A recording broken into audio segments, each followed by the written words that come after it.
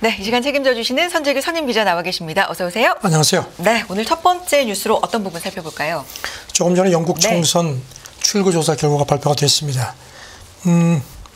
예상대로 노동당의 압승인데 앞서서 예측됐던 의석보다는 조금 좀 적을 것 같습니다.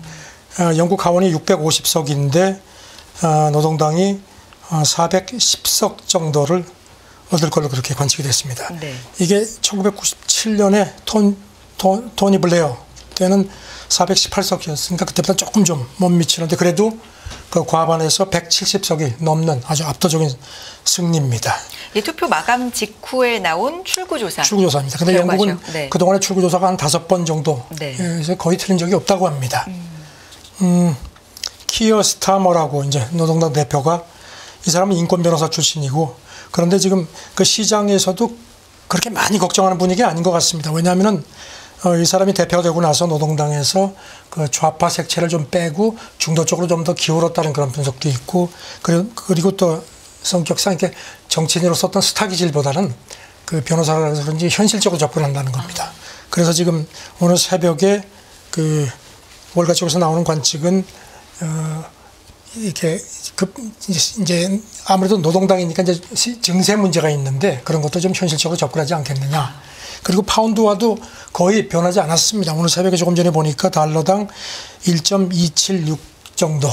그다음에 유로당 84.7펜스 정도 해가지고선 이미 뭐 이제 노동당이 이길 거는 이제 예상이 됐었고 해서 이제 그런 것도 있고 그래서 경제정책 기조 자체가 크게 바뀌지는 않겠느냐는 약간 그 희망 섞인 그런 기대가 있는 것 같습니다. 네. 지금 보수당은 뭐 아주 완전히 참패입니다. 지금 보니까 지금 보수당 의석이 346석인데 131석 정도로 아주 반타작도 안 되는 걸로 되어 있습니다. 그래서 190년 창당 사상 최악일 것 같고 그다음에 개혁당 같은 경우는 13석 정도를 얻을 거로 관측이 됐습니다. 그럼 의회 자력 입성의 성공을 영국 개혁당도 하는 거네요. 그럼 이제 총리가 바뀌는 거죠. 네. 이제 출구조사 대로 되면. 네. 스타머 대표가 이제 차기 총리가 출구조사대로 된다면 되는 거고요. 출구조사 결과로는 노동당 과반 압승, 집권 보수당은 참패 14년 만에 정권 교체로 지금 결과가 나오고 있습니다. 속보로 나온 상황들 전해드렸고요. 자, 다음 얘기 SCO 정상회의 얘기 좀 전해주세요. 이틀간 그 정상회의를 했고요. 네. 지금 예상대로 미국을 직접 거명하지는 않았지만 아주 강하게 성토하는 그런 이른바 아스타나 선언을 채택을 했습니다. 중국하고 러시아가 이제 주도하는데 올해가 24번째 정상회담이었고요. 그 미국 주도의 일극 체제를 겨냥한 그런 이제 아스타나 선언이 채택이 됐고 이번에 그 정회원국으로 벨라루스를 받아들였습니다. 그래가지고 이제 10개국으로 확대가 됐습니다. 네. 이 시진핑 주석이 아주 미국을 거명하지 않았지만 아주 강하게 견제를 했습니다. 그 저항이란 단어까지 동원을 했는데 이게 이제 디즈라는 이제 중국어 표현인데요. 이렇게 얘기를 한 걸로 지금 보도가 됐습니다. 그 회원국들이 간섭과 분열이란 현실적 도전에 맞서서 더욱 단결하고 외부 간섭에 공동으로 저항해야 한다. 이렇게 강조를 했다는 겁니다. 네. 그리고 냉전적 사고가 회원국들한테 실질적 위협이다. 그래서 그 이제 가끔 쓰는 말이죠. 취동화의 공통점은 취하고 차이점은 바꾸는 것. 이게 이제 푸틴하고 약간의 뭐 묘한 또 중앙아시아 그 주도권을 싸고선 기싸움이 있다는 말씀을 드렸는데요. 그런 것도 의식을 해서 이제 이런 정신으로 난제를 풀어갑시다 했고 그다음에 이제 미국이 이제 중국 첨단 기술 유입 차단하는 걸 이제 중국은 이렇게 표현하거든요. 마당은 좁게, 담장은 높게. 이런 게 이제 현실적 리스크다. 그래서 우리의 발전 권리를 수호합시다. 이렇게 강조를 했습니다. 네. 이 마당은 좁게, 담장은 높게, 그러니까 첨단 기술 유입을 차단한다. 이런 의미. 네, 그거에 대해서 이제 공동으로 대처를 하자는 걸 촉구를 했습니다. 푸틴은 어떤 얘기를 했는지 좀 들어볼까요? 푸틴도 뭐 비슷한 얘기를 했습니다. 다극화 세계가 현실화됐다. 그래서 이 상하이 협력기구 회원국들의 안전 보장이 역내 최우선 과제의 하나다고 강조를 했습니다. 그리고 또 이번에 그 우크라이나 그 해법을 또 제시를 했는데 이미 그 지난 6월에 제시를 했었습니다. 근데 이제 그때 거부가 됐었죠. 이런 가운데 지금 푸틴이 어제 정상회의 끝나고 기자회견하면서 그 트럼프가 앞서서 그런 얘기를 했거든요. 내가 다시 대통령이 되면은 우크라이나 전쟁 즉각 끝내겠다고 했는데 거기에 대해서 이제 기자들이 물어보니까 네. 자세한 내용은 내가 모르지만 진지하게 받아들인다. 그렇게 얘기했습니다. 그리고 또 미국과 전략적 안정 문제를 협의할 준비가 돼 있다. 그런데 하지만 그 미국의 대선 후에 새 행정부가 들어설 때까지 기다리겠다. 푸틴은 지금 트럼프가 됐으면 하는 그런 그 바람을 은근히 지금 거듭 내비쳐 왔습니다. 네. 아스타나 선언을 통해서 이 가자지구 분쟁에 대해서 정상들도 깊은 우려 표명을 했다. 이런 얘기 있는데 좀 정리해 주시죠. 네. 네. 여기 보면은 그 민간인 사망이 드러난 거하고 인도주의 상황 악화에 대해서 이제 강하게 비판을 했고요. 그 다음에 핵 확산 금지 조약 NPT 체제가 굳건히 유지돼야 한다는 점도 강조를 했습니다. 네. 그리고 이제 이번에 푸틴하고 시진핑이 만나니까 북한 문제가 좀 다뤄지지 않겠느냐 했는데 일단 구체적으로 언급이 나오지는 않았습니다. 이런 가운데 좀 눈에 띄는 게요. 일본 정부 대변인 그 하야시 관방장관이 어제 도쿄 브리핑에서 이제 시진핑하고 이번에 그 푸틴이 한 보름여 만에 다시 만났죠. 네. 여기 대해서 일본은 어떻게 보느냐 이렇게 표명을 요청을 받고서는 제3국 간 협의에 논평한 것을 자제하겠다. 조금 좀 거리를 뒀습니다. 이게 네. 조금 좀 뭐 그런 의식을 한 것 같습니다. 알겠습니다. 다음 얘기 미국의 대선 판도 얘기로 좀 넘어가 볼까요? 미국 민주당 하원 의원 간의 후보 사퇴를 요구하는 연판장이 회람됐다. 뭐 이런 얘기가 좀 확산되고 있는 것 같습니다. 어떤 상황이에요? 오늘 새벽 보도를 보니까 미국 민주당 하원 의원 세 명째가 네. 또 사퇴하도록 공개적으로 촉구를 했습니다. 네. 그런데 지금 이제 미국이 독립기념일 이제 연휴에 들어갔죠. 네. 그게 이제 끝나고 현지 시간으로 이제 다음 주 화요일 이제 의회가 이제 그 전날 개회가 되면은 민주당 하원 정례 그 의원 회의가 있습니다. 그런데 인터넷 매체 그 악시오스 보도가 이게 상당히 중대한 분수령이 될 것 같다는 그런 관측이 나온다는 겁니다. 그 민주당 하원 인사 두 사람이 지금 연판장이 돌고 있다. 그리고 지금 모두 이 얘기를 한다고 그 지적을 했습니다. 그러니까 굉장히 그 내부에서도 얘기가 상당히 많다. 뭐 지금 그런 그렇습니다. 분위기는 읽혀져요. 그래서 지금 네. 하킴 제프리스 민주당 하원 원내대표 네. 또 지금 이제 여기저기 의견을 물어본다는 겁니다. 그래서 한 민주당 하원 의원이 이름은 밝히지 말라 그러면서 원내대표가 신호를 보내면 우리가 모두 따라갈 거다. 이렇게 또 귀띔을 했습니다. 네. 그러면서 누구도 지금 바이든이 이길 수 있다고 믿는 사람은 없다는 그런 실토도 나왔다는 겁니다. 그래서 지금 이제 곧 데드라인이 다가온다 이런 관측입니다. 네. 주말 동안에도 공식 석상에 나서는 일이 있기 때문에 뭐 이런 부분에서 어떻게 분위기를 또 반전시킬 수 있을지 좀 고심이 깊어질 것 같네요. 지금 미국 주류 언론하고 재계의 그 바이든 사퇴 압박도 갈수록 거세집니다. 네. 보스턴 글로브도 그저께 사설을 썼습니다. 제목이 왜 바이든이 옆으로 비켜서야 하는가. 이런 그 나라를 위해서 출마를 포기해라. 아주 노골적으로 압박을 했고요.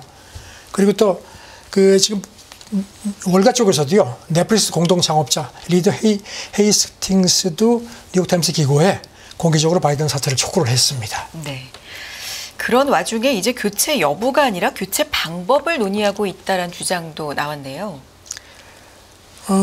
오바마 행정부 때 백악관 고문을 지냈던 벤 조스라는 사람이 CNN에 출연을 했습니다. 그런데 지금 그 TV에 나와서 이제 TV에서 뭐 이제 겉으로는 바이든을 옹호하는 민주당 의원들도 사적으로 만나면 전혀 다른 얘기를 한다.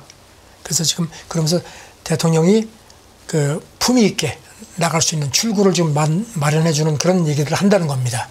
그래서 지금은 바이든 대통령의 사퇴 여부가 아니고 어떻게 사퇴시킬지에 대한 그런 대화를 우리가 하고 있다고 이렇게 얘기를 전했습니다. 네.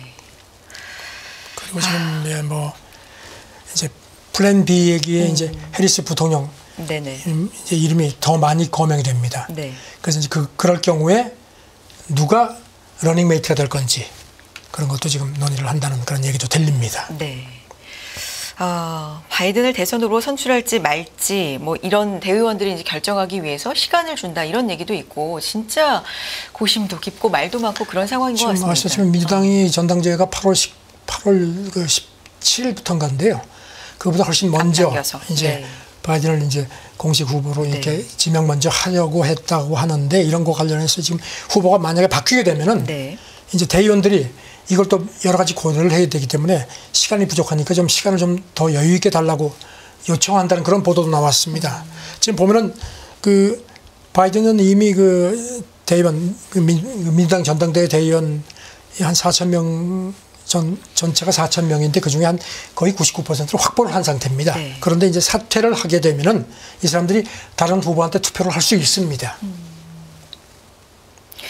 이게 정말로 뭐 교체되는 상황이 올 수도 있는 겁니까? 이제는 그런 게 궁금해지는데. 오늘 아직은 새벽에 뭐 나온 걸 속단하기 보면요. 힘들죠. 그 지금 네. 어제 말씀드렸지만 주지사들하고 만났다고 했는데 네. 그 자리에 참석했던 두 사람이 그 뉴욕타임스에 귀띔을 한 걸 보면요. 바이든 대통령이 그런 얘기를 했다는 겁니다. 내가 잠을 좀 더 자기 위해서 저녁 8시 이후에는 스케줄을 잡지 않겠습니다. 앞으로. 그런 얘기까지 했다는 겁니다. 네. 그래서 이제 이게 또 흘러나오고 하니까 지금 뭐 점점 더 바이든한테는 불리한 상황이 되고 있습니다. 이런 가운데 트럼프가 한마디 했습니다. 민주당이 해리스로 후보를 교체할 걸로 본다.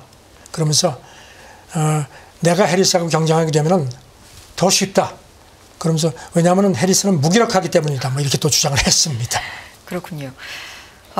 바이든 대통령 토론 직후에 건강검진을 받았고 이상이 없다. 뭐 이런 얘기를 또 했다고요? 그러니까 주지사들하고 네. 만나가지고 이제 한 주지사가 건강이 괜찮냐 이렇게 물어보니까 토론 직후에 체크를 받았는데 아무 문제 없다 하는데 여기 대해서 이제 그 바이든에게 일정을 잘하는 관계자가 뭐라고 얘기를 했냐면요.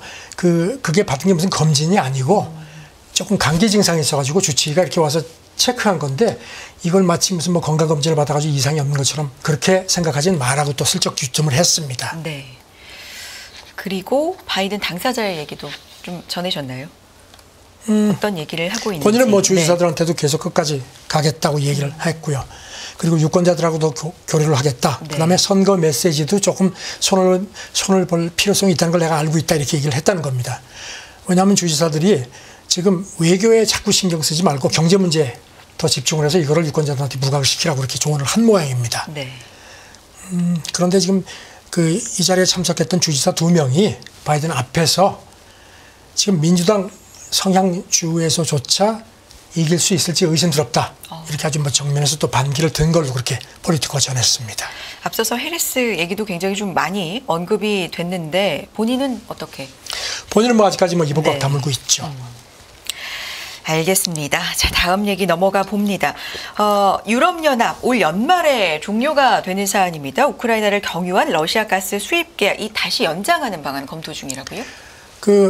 러시아 국영 가스프롬하고 유럽연합이 2019년에 그러니까 전쟁 전이죠. 우크라이나를 이렇게 통해서 유럽이 가스를 공급받는 그런 계약을 체결했습니다. 그래서 이제 이게 했고 이거를 이제 올해까지 한 차례 연장을 했습니다. 그런데 지금 전쟁이 자꾸 격화되고 길어지고 하니까 이제 유럽연합이 러시아를 추가 제재하는 차원에서 이제 계약을 더 연장하지 않을 거라는 관측이 나왔었거든요. 그런데 지금 독일 경제 매체 한델스블라트 보도를 보면은 한 차례 더 연장을 할 모양입니다. 네. 아무래도 유럽이 아직까지는 좀 아쉬운 것 같습니다. 특히 헝가리, 오스트리아, 슬로바키아, 체코 같은 경우가 이제 러시아 가스 의존도가 높기 때문에 지금 끊으면 안 된다 해가지고 아마 더 연장을 하는 거를 검토를 하는 모양입니다. 내부적으로. 네. 그 보면요, 지금 뭐 계속 그렇게 전쟁하고 막 그렇게 으르렁대는데도 보면은 어제도 그 우크라이나 통해 가지고 가스가 뭐 한 4,240만 입방미터 정도가 공급이 됐습니다. 역시 전쟁은 전쟁이고 또 비즈니스는 비즈니스 모양입니다. 가스프롬 측의 얘기도 좀 들어볼까요? 가스프롬 측에서 네. 이걸 확인을 했습니다. 확인을 지금 우크라이나는 연장 못 한다고 하는데 네. 지금 뭐 이런 유럽 쪽에서 이렇게 강하게 반발을 하니까 글쎄 어떻게 될지 모르겠습니다. 일단 옵션으로 검토를 한다고 합니다. 유럽연합 확인이 쪽에서. 된 사항이군요. 네. 자, 다음 얘기 해봅니다. UN 인종차별철폐위원회 얘긴데요. 외국인 영주권 취소 여건을 확대하는 법률 개정을 우려하는 서한 일본 정부에 보냈다. 이거 어떤 스토리가 있는 거예요? 일본 국회가 지난달 그 출입국 관리 난민 인정법을 개정을 했습니다. 네. 근데 뭔가 하면은 세금이나 사회보험료 같은 걸 내지 못하는 외국 사람들은 영주권을 취소할 수 있도록 그 적용 범위를 확대를 한 겁니다. 네. 그러니까 이제 여기 대해서 우리 민단도 그렇고 이제 일본 내 외국인 단체들이 일제히 반발했고요. 그래서 유엔에서 인종차별철폐위원회가 일본 정부에 성안을 보내서 이거는 차별적인 요소가 있다. 그러니까 보완하라 이렇게 또 조치를 촉구를 했습니다. 네.